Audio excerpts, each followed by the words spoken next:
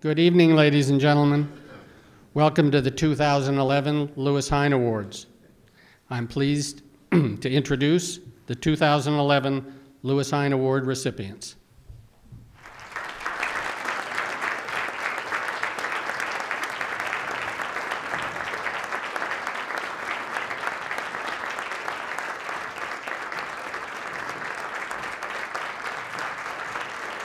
Welcome.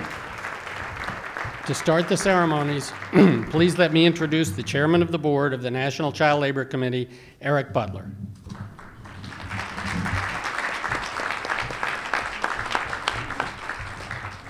Thanks, Jeff, and a hearty welcome on behalf of the Board of Directors of the National Child Labor Committee. This is the 25th, to considerable alarm of those of us who have been here for all of this time. This is the 25th annual Lewis Hine Award. Anniversaries seem to be kind of par for the course for us at the committee, so as we're celebrating the start of our 108th year of service on behalf of young people.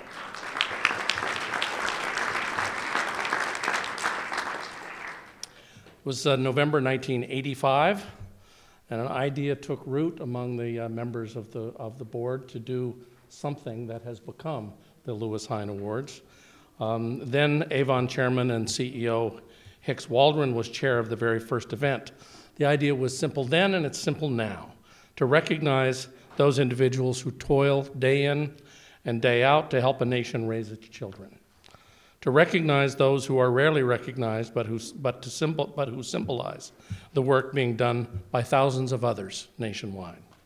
To recognize those who will probably, we're not sure of this, probably not be considered, at least near term, for Academy Awards, Nobel Prizes, though they should, Kennedy Center honors, or any other such national recognition. But they are people upon whom we depend, and in ways that most of us don't know, we owe an untold debt. Our recipients that first year ranged from an 87-year-old preacher and foster mother of hundreds from Daytona Beach, Florida, to a prominent doctor in rural Pennsylvania, from an adoptive mother of disabled children in upstate New York, to a social worker in the Hawaiian juvenile correction system. They were remarkable men and women, just as our recipients are again tonight. One of those recipients is here this evening of that first class and is a member now of the National Child Labor Committee Board of Directors, Dr. Thomas Royer. Tom.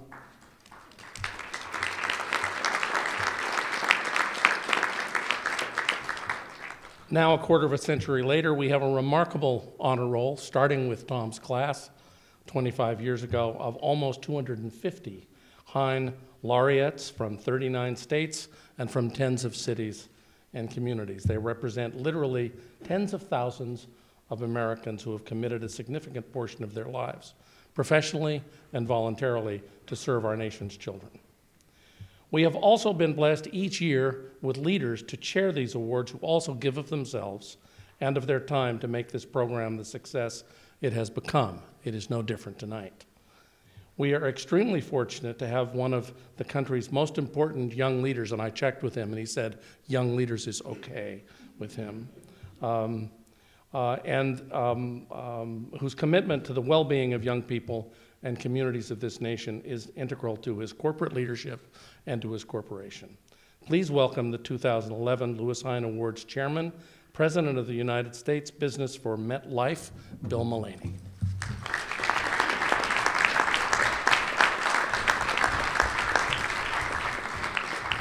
Thank you, Erik. Good evening, everybody. It's great to be here. Yeah, he did check with me first, and I thought, well, you know what? Nobody ever calls me young anymore. So I said that was fine, and he also said the word important, and nobody thinks I'm important anymore either. So to put those two things in the same sentence, I couldn't pass up the opportunity for that. First of all, I want to say I'm delighted to be here, and we at MetLife are very pleased to be working with the National Child Labor Committee and the Lewis Hine Awards at this important time. Children are our future. Well, that might be a cliche, but it's the heart and soul of these awards. I am personally committed to this cause, and MetLife and the MetLife Foundation have a long-standing tradition of helping to secure the future for young people, and therefore the future of our country.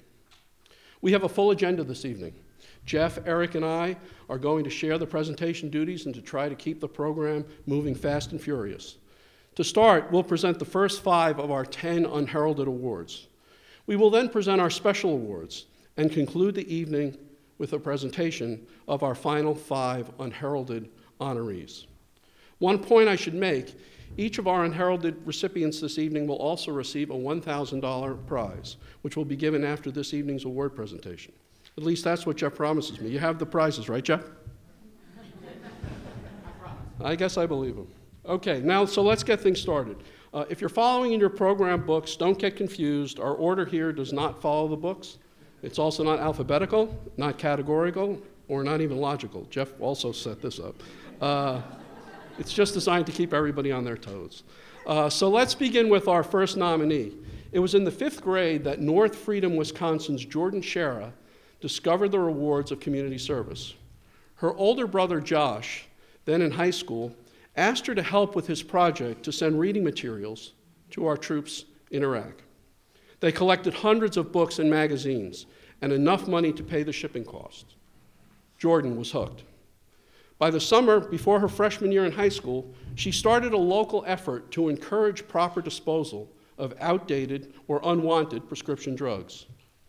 Most people dispose of such medications by throwing them away or flushing them, but this leads to contaminated drinking water.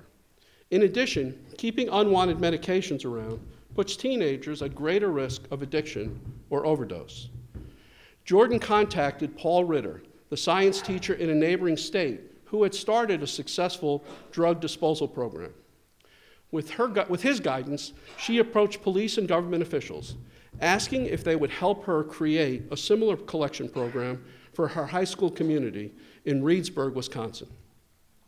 Initially, they resisted Jordyn, telling her that at age 14, she was too young to make it work.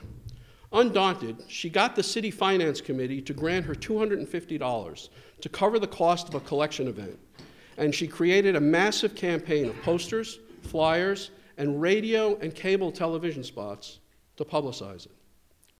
The event was a success. Not only did residents drop off more than 400 pounds of medication for disposal, but 2 permanent drop boxes for such collections were donated and are still in use. Today, Jordyn is busy guiding kids in neighboring communities in creating disposal programs of their own, plus speaking at conferences and to lawmakers about the perils of teen drug use and how the program, P2D2, can help. She's also planning to start yet another nonprofit project, helping kids to build better reading skills through comic books. For her commitment to helping and serving others as a teenager, for her creativity and determination helping make the world a better place for young people, for the work she has done now and the potential work that we know will come in the years ahead, we are pleased tonight to honor Jordyn Schara with a 2011 Lewis Hine Award for voluntary service to children and youth.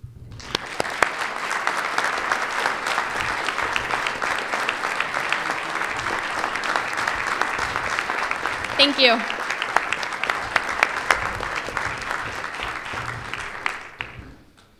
Congratulations, Jordyn. We look forward to hearing more about your achievements for years to come. Now, let's turn to our most senior recipient of the evening, and the one who has traveled the furthest to get here. Those who came to Alaska prior to becoming a state in 1959 are called pioneers, in recognition of the spirit required to succeed in what was then still a territory. This evening, we honor a modern-day Alaska pioneer. Frances Macon, the nominee of Kira Gantrell, State of Alaska Juvenile Probation Officer, moved to Alaska in 1952. Now 84, Frances has been serving the children of her state for almost 60 years. She came into service to serve children naturally. As a child in Sacramento, California, Frances was the oldest of 7. She was told often by her often absent parents that when they weren't around, she needed to look after her family, and she did. After marrying, she followed her husband to Alaska, and as a meter maid, became the Anchorage Police Department's first black employee. In the 1960s, she created a summer camp for children from poor neighborhoods, and her reputation for being a strict and loving person drew other children to her. With the permission of their parents, Frances would let children stay with her for several days at a time to work out difficult issues. Eventually, she was licensed as a foster parent, and in 1987 became one of the first to seek out training to take care of male foster children who were identified as sex offenders.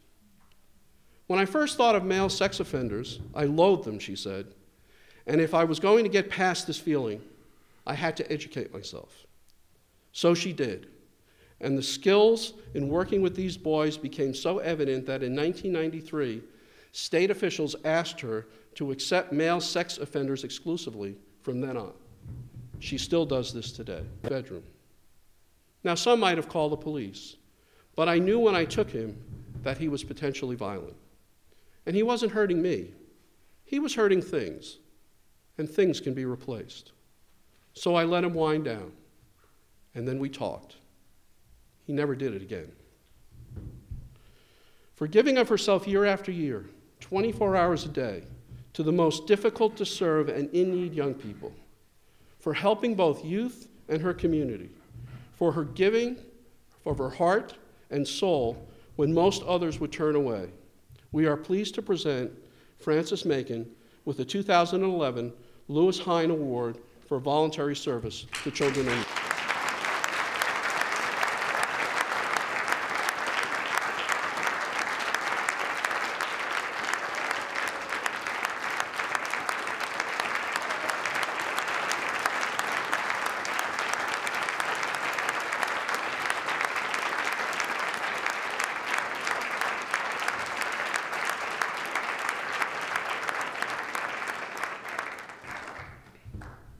Congratulations, Frances. Thank you for everything that you do. Now let's move some 4,000 plus miles closer to the East Coast and New York City and Long Island and meet Robert J. McMahon, the nominee of former Lewis Hine recipient Sister Paulette Lomaraco, Executive Director of Good Shepherd Services. For almost 4 decades, Bob has been overseeing and providing support to tens of thousands of children as the Chief Executive of SCO Family Services. His strong and creative leadership has enabled this organization to grow from a single 56-bed program to a broad, holistic agency, serving more than 40,000 children and families each year in the New York metropolitan area. Though Bob started as a teacher, he switched to social services because it enabled him to, as he said, deal with the total child and the total family and to make a much bigger difference. Not only has he overseen mergers and added programs, including the nationally recognized Center for Family Life in Sunset Park, Brooklyn, but he has also stayed hands-on, working as often as possible with young people. We are trying to work with families and with kids before they need foster care, before they need welfare. We're trying to keep kids safe in the community. And that kind of work to strengthen the family is what I feel best about, says Bob, who tonight will officially retire after almost a half-century of service to youth.